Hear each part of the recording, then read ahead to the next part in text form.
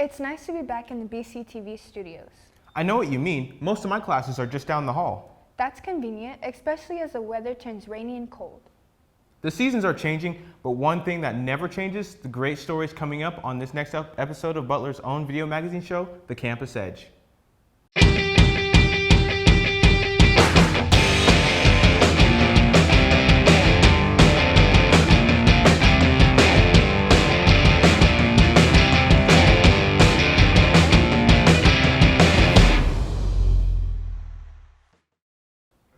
It's the fourth episode of The Campus Edge for Fall 2022, produced by students and for everyone, students included. Coming to you from the El Dorado campus of Butler Community College. You know, Cadence, Butler is famous for so many things, including athletics. That's true, David. From track and field to softball, individual and team sports are always competing for national rankings. One team that's enjoyed success this year is our women's volleyball team. So many players go on to Division I programs from Butler. Campus Edge reporter Marianna Gonzalez Rangel talked with the coaches and players to find out more about their experiences at Butler and their dreams for the future. We spoke with the women's volleyball team here at the power plant about how their 22 season is going and what does it take to play professional volleyball in college. This is what they said. Hard work and dedication. We have a wide range at the college level. Not a ton of players get to play all 6 rotations. So if there's a skill that you're good at, get even better at it. We tell a lot of girls, if you're able to pass the ball and serve receive, you're going to find your way onto a volleyball court because serve and pass is so important. If you got a really good serve, you know, we can utilize just a really good serve as well. So yeah, hard work, dedication, and to enjoy it. Have fun while you get to play. Last season was such a awesome roller coaster to be on, you know. We knew we had a talented class, and they were dedicated enough to understand what it was going to take to get to be to that level. And they took reins and they ran with it. And those girls, they were teammates on the court, but they were also friends off the court.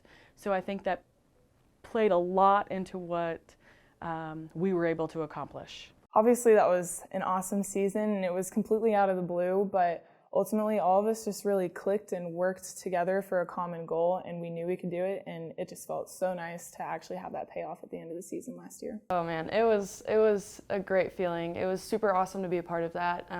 Like Carrie said, I don't think any of us really expected it. We kind of were just playing volleyball and having fun, and win after win, it just kept coming, and the further we got, the more exciting it got, and it was very, very awesome to be part of that. So my biggest achievement would probably be my hitting percentage. Right now I'm ranked #1 in the nation. Kind of a big deal for me. I was second last year, hoping to keep that #1 spot, and it's really just about finishing our season on top. ooh, my biggest achievement school-wise has definitely been being able to do the pre-nursing. Getting to get all of those classes out of the way so that when I do go to nursing school, I can kind of have an easy, straight route into that. And then volleyball-wise, being a part of program history, making program history last year, and this year just kind of building off of that, I would say. I'd say my biggest achievement would probably just be my academics, because I am still holding a 4.0 that I've kept throughout my whole schooling career, and my goal is to try to continue that forward as I move on to a 4-year university after this too. I hope they keep winning. Lisa and Tessa are great people. They're going to take care of you. I think just continuing to build on the foundation that they have here. They recruit great people here, so just continuing the culture, continuing the foundation that they have, and winning. Yeah. For BCTV and the Campus Edge, I'm Marianna Gonzalez Rangel. So I hear you're looking for a new car, David. Well, new to me. I love the lines of Hummers, but I don't want to put up with the problems of a gas engine. You want a modern diesel power plant in the body of a Hummer. I think I have just the person for you. Reporter Sam White turned in a story this week about the original Hummer gearhead, Jonathan Goodwin. I've seen his videos on the internet. He really knows how to fine-tune vehicles.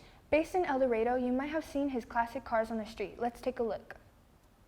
Jonathan Goodwin, otherwise known as Johnny Magic, has what appears to be a collection of normal muscle cars. But if you look closer, one may come to find the future of motor vehicles. Oh, every car has a story, but for example, this car beside me is a 57 Pontiac. However, I was inspired to build a hybrid because I thought the Prius technology was cool, but I didn't want to drive a Prius. So I took an older car and made my own version of a hybrid. It's really cool to drive an old vehicle, but an old vehicle has old problems. And by transforming it with new technology, with newer motors, ICE engines, the LS platform or electric, you get the capability and the reliability of a new car in an old car application. Once you transform something from old technology to new technology, then you have that modern reliability, so your maintenance is a whole lot less than it was as an old car. Back in 2000, I invented the Duramax conversion, or diesel conversion for the Hummer line. So for example, the customers will send their vehicle to us, and like an H2 Hummer, we'll convert it from gas to diesel, which doubles your torque and your horsepower and your fuel economy, and your emissions are down in the dirt and all that kind of yummy source. But they'll spend like $25,000 average to do that Duramax conversion. It's complicated if you've never done it before, but since I invented it, I mean, I've done videos on it for years to teach other people how to do their own. But the process is, you remove the old one, you put the new one in there with all the modern components associated with that application. There you have it, the future presenting itself in history's greatest motor vehicles, an invention with the potential of strengthening the roadways as we know it. For BCTV and Campus Edge, I'm Sam White. We must tear away from our stories to bring you mini movies. Mini movies? What are those? Public service announcements? They have everything: drama, comedy, and action. And important lessons for your life. We'll be back after these mini movies. And I'll get the popcorn. After all, what's a movie without popcorn? $18 cheaper. Had enough yet? Do facts no longer matter?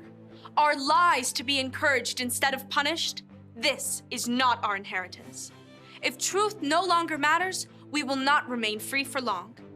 This is our generation's challenge, to defend our founders' hope that we the people could self-govern if we defend our right to get the facts. And right now, we're building the only defense of free people have, the facts, on every politician, every position they held, every statement they've made, every vote they've made, and any cash they've taken. It's the real history on those now pandering for your vote. There are hundreds of young people building our defense right now, and they need your help. We all have our passions, but as our ancestors knew, when events become so foul they threaten us all, we must stand and defend each other. Please, have our backs. Join us at votesmart.org. Question: what will you find on all over-the-counter or OTC medicine packages to help you choose the right drug and use it safely? The answer: the Drug Facts label. This label lists the medicine's active ingredients and purpose, how much to take, and warnings you should know before using it. Remember, even OTC medicines you buy without a prescription can cause side effects you don't want. So follow the information listed on the Drug Facts label. For more information, visit fda.gov/drugfactslabel. A message from the U.S. Food and Drug Administration. The Division of Fine Arts and Communications is the home to the Department of Mass Communications, our home at Butler. Comprised by speech, theater, visual art, instrumental music, vocal music, and dance, as well as mass communication, it's the creative heart for our college. Since August, the division has been led by an interim, Dean Valerie Haring. She's been a part of the visual art program for years and is a practicing visual artist. Campus Edge reporter Daniel Fee investigated Dean Haring's experiences at Butler. As an artist, professor, and now dean, here are his findings. Wow, that last line was very Law and Order. Cadence, when do we hear the bump bump sound? Never. We couldn't afford the royalties to use it. So much for creativity at Butler. Did you know the Butler Mass Communications and Fine Arts Division has a new dean? Well, now you do. My name is Daniel Fee with Campus Edge, and I interviewed Valerie Haring about her experience as Dean of the Mass Communication and Fine Arts Division. Let's hear from her now. My name is Valerie Haring, and I have been working at Butler for 31 years. I was an adjunct for 9 years, and then I moved into a full-time position as chair of the art department. And in August, I became the interim dean of the Fine Arts and Communication Division. I get to interact with students and faculty in the visual arts, vocal and instrumental music, mass communication, and theater. So not a day goes by without viewing amazing student art or hearing students sing. It's a great opportunity for me to kind of get a feel for administration at the community college level. I've been in the classroom for so many years that this is a really good opportunity for me. Butler Fine Arts and Communication Division in particular offers students a home away from home.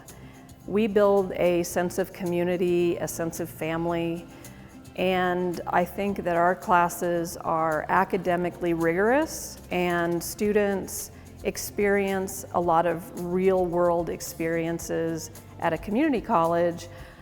For example, if a student graduates from high school and wants to major in music at a four-year university, they might not end up on stage until they were a junior or senior, right? So at Butler, we put everyone on stage, everyone's in the theater, everyone has artwork in the gallery.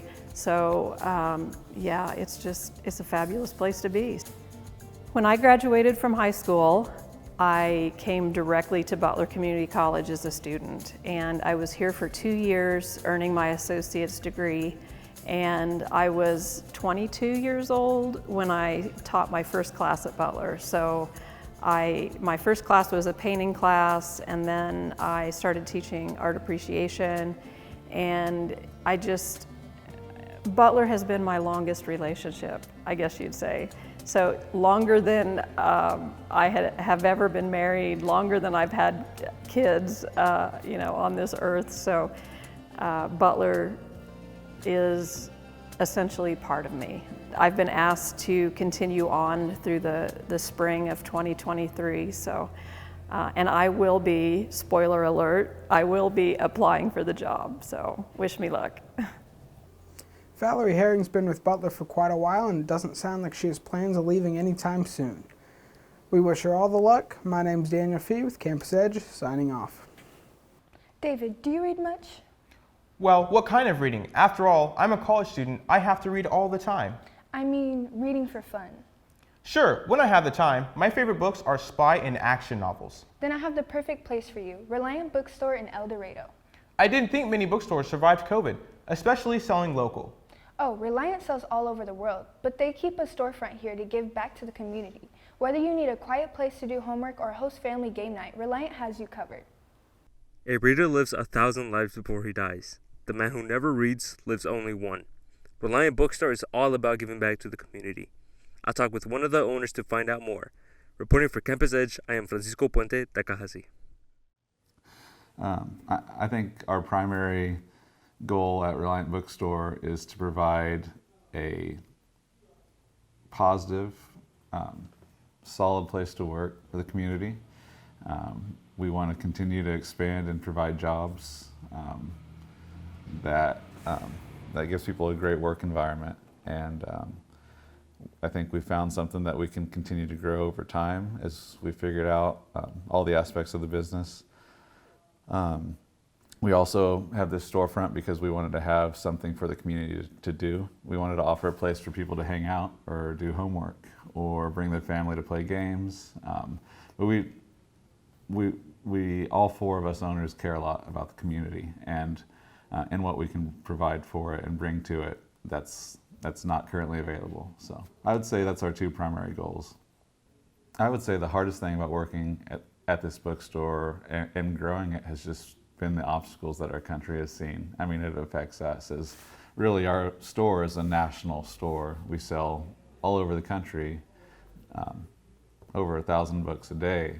And so when you factor in things like COVID and then inflation and major problems our country has, that affects us. And so we've had to learn to adapt. Well, it seems like every 6 months we have to change and adapt something. Because of how reliant we are on what's going on in the world. So I would say the most popular genre is probably kids books. It's it's for sure what probably we get the most of, and daily sales, especially in the used book world, I think kids' books are a really big deal, and I don't know the percentages, but it's probably the most popular genre at this point. So my favorite thing about the bookstore is, for me personally, being an owner, it's the employees we have. We have an excellent group. It's kind of our own little small community. We try to make it a positive and healthy environment to work in. Really try to put a lot of care towards our employees as well as we can. And so I love our employees. We have about 20 right now that are just focused on books. And yeah, that's the brightest part of my day every day, is dealing with them and getting to work with them. And we hope to continue to expand that and add to it over time. So. Hopefully now you will head on over to Reliant Bookstore and get your read on and more. This has been Francisco Puente-Takajasi for Campus Edge. Short but sweet. Well, I am sweet, but I'm certainly not short. I'm not talking about you. I'm talking about today's episode. It was short but sweet. I'll agree. And if our audience liked today's show, wait for the rest of the semester. And if the audience can't wait for new episodes, they can see this episode again weekdays on BCTV Channel 20. Or they can check them out all on our YouTube channel. Butler Student Media, their permanent online home. So for all of us in the Mass Communications Department, this has been the Campus Edge.